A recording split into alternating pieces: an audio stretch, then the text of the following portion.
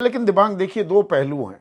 सरकार की बात करें, जो प्रभु अभी कह रहे थे, good politics can also be good economics.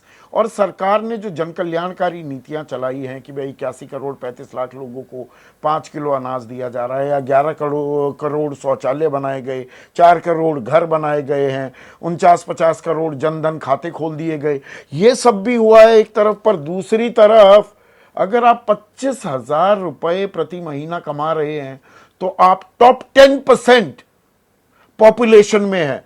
असमानता, अमीर अमीर होता जा रहा है, गरीब गरीब होता जा रहा है, ये खाई लगातार चौड़ी होती जा रही है। और मैं नहीं, ये दत्तात्रेय होसबोले बोल रहे हैं कि भाई 20 करोड़ लोग वो गरीबी रेखा के नीचे हैं, 23 करोड़ लोग 375 रुपया प्रतिदिन कमा नहीं सकते हैं।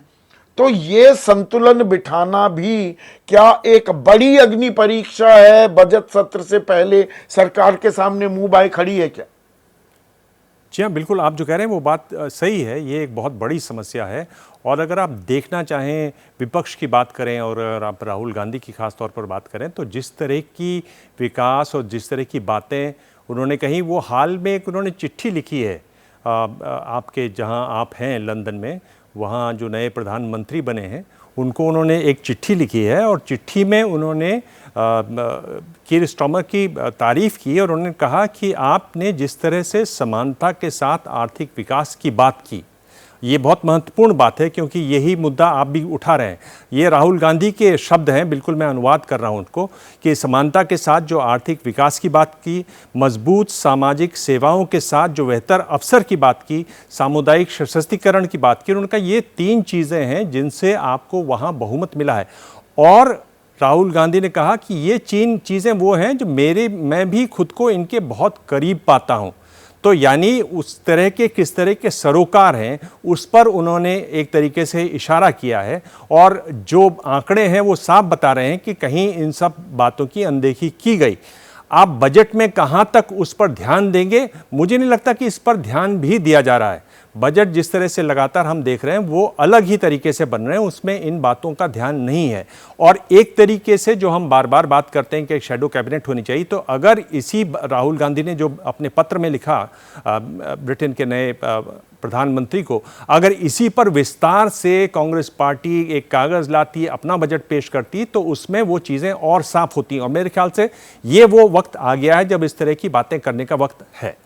इसमें आप ये देखिए कि हमने जो बार बार कहा, मैं आपको थोड़ा जो बात हो रही है कि भाई कितनी स्टेबल सरकार है, उसमें जो ये बात उठी बार बार कि किस तरह से सहयोगी हैं। चंद्रबाबू नायडू यहाँ पर आए थे तो कहा जा रहा है कि उन्होंने जो अपनी मांगें रखी वो करीब 1 लाख करोड़ की हैं। वो ये कह रहे हैं कि 50,000 करोड़ तो हमें अमरावती को बनाने के दीजिए। पोलावरम जो डैम की योजना है, जो कि एक राष्ट्रीय योजना है, गोदावरी नदी पर बनने वाली योजना है, जो नायडू के बहुत करीब है योजना। आपको याद हो तो पिछली बार उन्होंने शपथ लेने में देर कर दी थी, कहा था कि उसमें एक ऑर्डिनेंस लाना चाहिए, उसमें उनको 12,000 करोड़ चाहिए। 15,000 करोड़ रुपए उन्होंने इस बात के मांगे कि अगले 5 साल में हम जो अपना कर्ज है वो चुका रहे हैं, उसमें उन्होंने छूट की बात की। उन्होंने कुल मिलाकर एक बड़ी मांग रखी। तो वित्त मंत्री ने कहा कि भाई हमारे पास भी, हमारे हाथ भी बंधे हुए हैं, हम ये बोझ उठा पाएंगे या नहीं उठा पाएंगे ये हम आपको देखकर बताएंगे। आप देखिए, हम ये कहते हैं कि नायडू किस तरह के राजनेता हैं। उन्होंने कहा कि जब मंत्रिमंडल बांटा गया था तो हमने अपनी बातें नहीं रखी थी, उसमें हमने कोई मंत्री पद नहीं मांगा था। लेकिन उन्होंने कहा कि अगर एनडीए चाहे और अगर वो एक बनाए अपना कमिटी और उसमें मुझे कन्वीनर बनाना चाहें तो मैं इस बारे में विचार करूंगा, मैं इस बारे में ज़रूर सोचूंगा।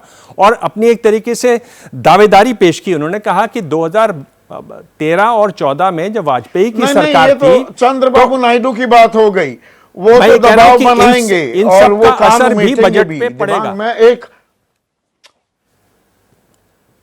नहीं, पर आम आदमी की अगर बात करें, अब आप ये देखिए ना, 2-2.5 साल होने को आए, पेट्रोल और डीजल के दामों में 1 पैसे की कमी नहीं आई है। दाम तो गिरे थे, हम रूस से सस्ते कीमत पर तेल ले भी रहे हैं। तो वो आम आदमी को राहत कब मिलेगी? आम आदमी की आमदनी बढ़ नहीं रही है। महंगाई का आंकड़ा कहने को आप सरकार के जो जारी आंकड़े हैं वो 5% से नीचे आ गया, पर सड़क पर आप किसी से पूछेंगे वो कहेगा महंगाई डायन भी खा रही है, आमदनी भी नहीं बढ़ रही है। तो जब तक वो नहीं बढ़ेगी आम आदमी को कोई राहत मिलेगी क्या? और उसके लिए तो कुछ रास्ते ढूंढने पड़ेंगे ना। मुझे लगता है कि ज़रूर ढूंढने पड़ेंगे, और जिस तरह की मार पड़ी है इन लोकसभा के चुनाव में, उनमें अगले 100 दिनों में जो विधानसभा चुनाव आ रहे हैं, मेरे ख्याल से उसका खास तौर पर ध्यान रखा जाएगा, क्योंकि ध्यान रहे कि बहुत महत्वपूर्ण राज्य है, और महाराष्ट्र तो बहुत महत्वपूर्ण राज्य है इस हिसाब से भी कि किस तरीके से महाराष्ट्र जो भी राजनीतिक दल चुन के आते हैं, किस तरह से उनकी झोलियां भरी जाती है महाराष्ट्र से, वो सब हम जानते हैं। बहुत बड़ा आर्थिक रूप से महत्वपूर्ण राज्य है। तो महाराष्ट्र में क्या होगा? हरियाणा, हालांकि केवल वहां लोकसभा की 10 ही सीटें हैं, लेकिन फिर एक बहुत महत्वपूर्ण राज्य है।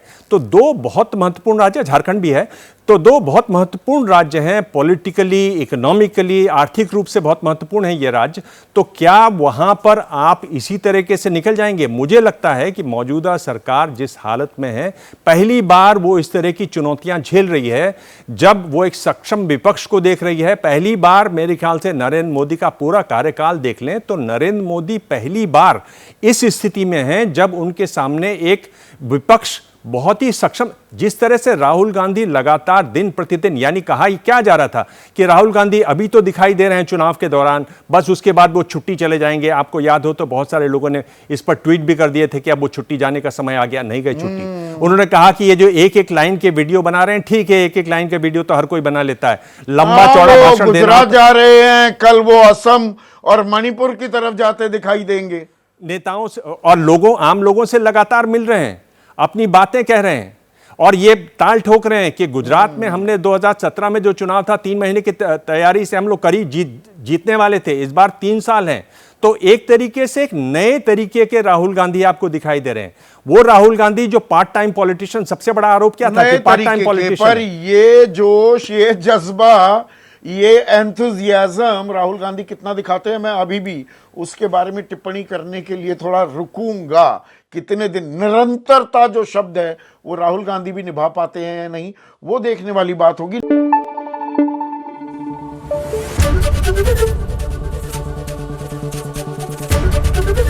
एबीपी न्यूज आपको रखे आगे।